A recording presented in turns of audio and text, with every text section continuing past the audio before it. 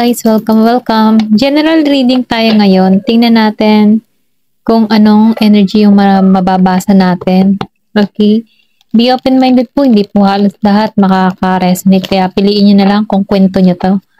Ayan, tingnan natin dito kung ano yung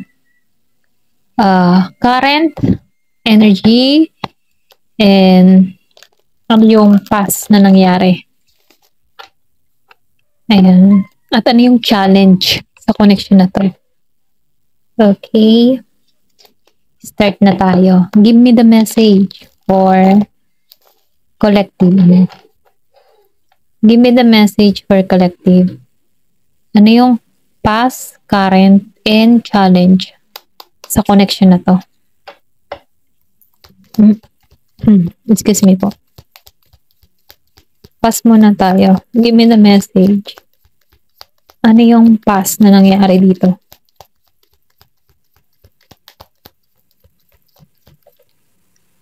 Meron ka dito na Ace of Cloud. Okay, naka-reverse siya eh. Then, Four of Wands. Excuse me po. Meron ditong Four of Wands and Ace of Clouds. Give me the message. Meron ditong Eight of Snow. Okay? Give me more information. Ano nangyari sa past? Eight of Waves. Ayan.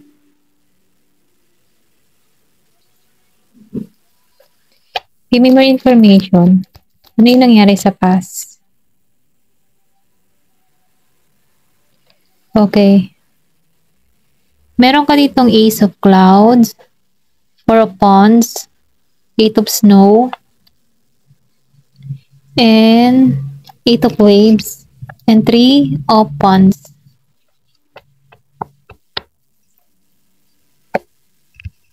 Nakikita ko dito, no? Meron dito na Gemini, Aquarius, and Libra. Aries, Leo, Sagittarius. Meron din ako nakikita dito na Virgo, Capricorn, Taurus, and Scorpio, Cancer, and Pisces. Okay? Nakikita ko dito, no, sa Ace of Clouds. Meron dito hindi nagpatuloy, okay? Kasi naka-reverse siya eh. Then sinabayan pa ng Four of Wands. Kumbaga na yung nangyari in the past, meron ditong na booking, okay? Or pwede rin sabihin na merong pandarayang ginawa sa'yo. Nung nagkaroon to ng salitaan ang dalawang panig na hindi maganda. Okay, may conflict, argumento na nangyari dito.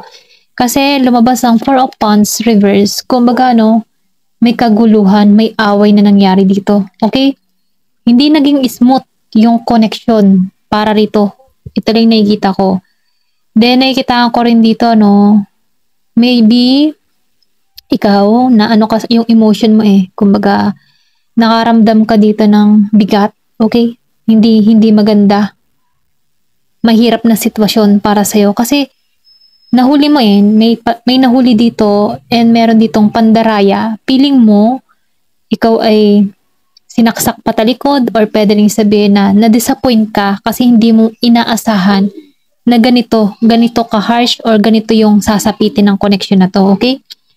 Then dito, sa Eight of Snow, nakikita ko dito, na meron kasi ditong crack na nangyari. Kumbaga, na-stuck sa sitwasyon.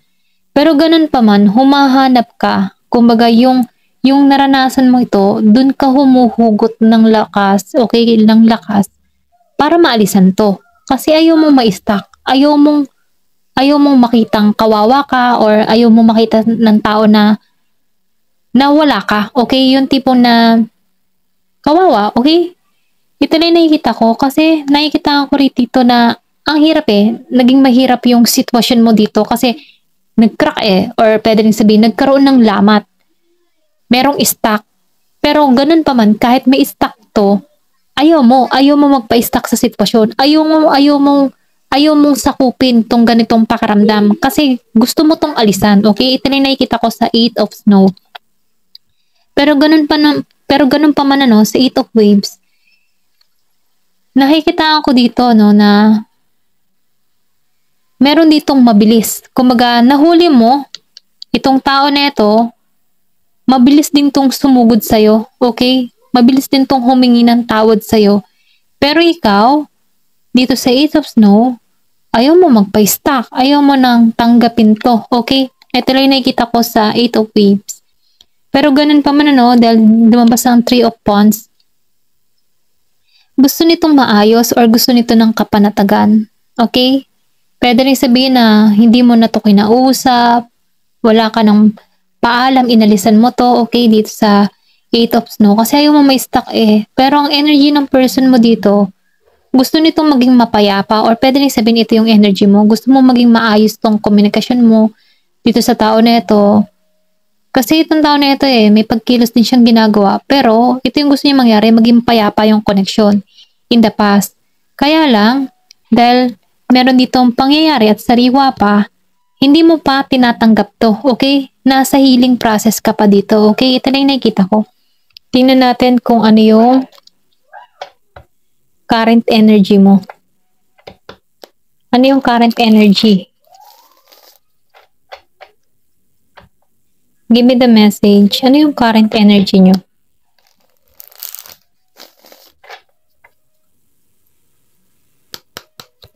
Ano yung current energy?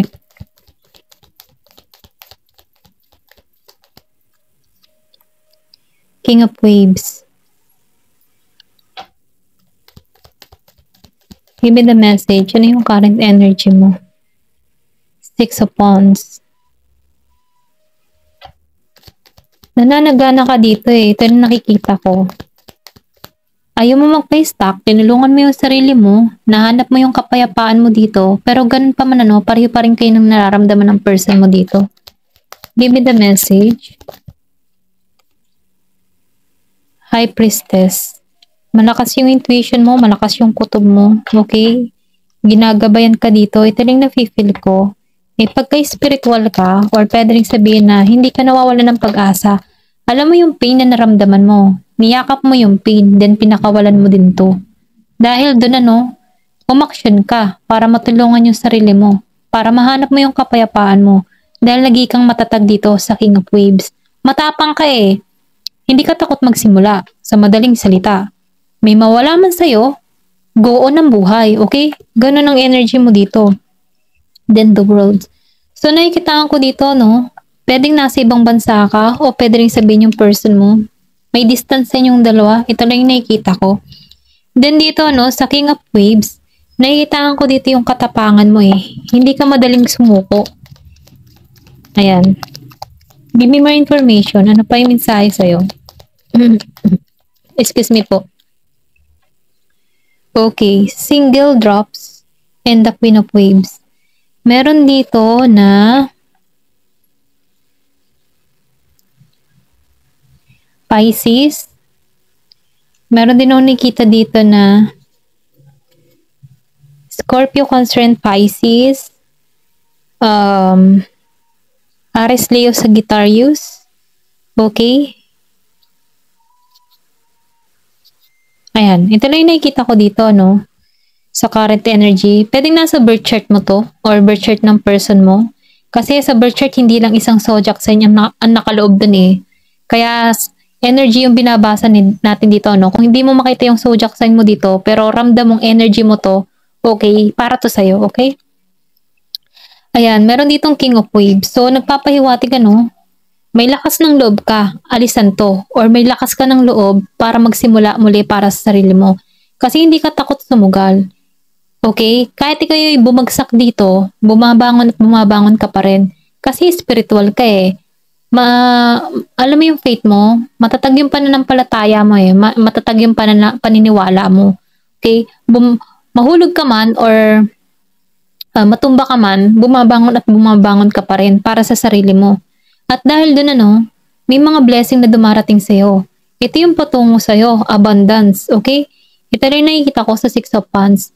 Kasi abundance ka para sa sarili mo kasi hindi ka sumusuko lalo na sa hamon ng buhay or kung ano man tong na-experience mo dito sa person mo. Hindi ka bumitaw para sa sarili mo, hindi mo binatawan yung sarili mo. Lalo ka pang naging confident para rito, naging kang maayos, okay? Kasi kutob mo to okay?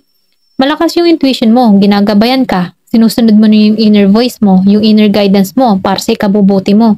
Dahil doon, nakukumpleto mo yung cycle mo, okay? Kasi meron ditong the world. Nagkakaroon ka dito ng malaking pag-asa, na-complete mo yung cycle mo, natapos mo to, okay? Then dahil dito, sa the Fool, yung pagiging mong inosente, okay? Ito din yung, alam mo yung tipo na innocent ka, pero meron kang fighting spirit, okay? Maybe meron kang maamong mukha dito, pero meron kang fighting spirit na tulad ng isang leon, okay? Ito rin nakikita ko kasi lumuha ka dito Pero yung luhang ito yung nagpabangon sa'yo. Ito yung nagbigay ng bagong idea sa'yo para lumaban sa buhay. Then dito sa Queen of Waves, nahanap mo yung harmony mo. Pwede rin sabihin napatawad mo na rin tong tao na to. Ayan, ito lang yung nakikita ko, pasensya na ha. Ito lang yung nakikita ko, napatawad mo na rin tong person mo kasi mas hinahanap mo yung harmony mo. Kung saan ka magiging mapayapa. Ayan. Dun ka lamang sa person mo, okay? Kasi marunong ka magpatawad. Marunong ka hanapin yung iyong kapanatagan kasi once ikaw nagpatawad, wala ka namang konsensya or wala kang iisipin. I mean sa konsensya wala kang konsensyang iisipin. Ganun ba? So ikaw, nakikitaan ko dito na mas nagpatawad ka dito, okay? Nahanap mo yung kapayapaan mo dito sa Queen of Waves kasi naging kang maayos naging maganda pa nga yung kalagayan mo. Kasi marami kang natutunan sa nangyaring ito, okay? Tingnan naman natin kung ano yung challenge. Challenge ng komunikasyon or challenge ng connection na to. Ano yung challenge para rito? Give me the message. Ano yung challenge?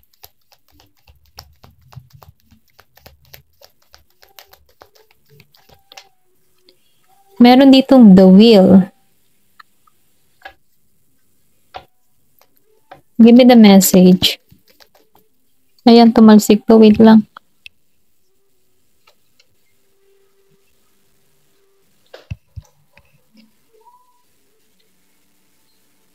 Okay, meron ka ditong King of Wands. Give me the message. Ano yung challenge? Meron ditong Ace of Wands.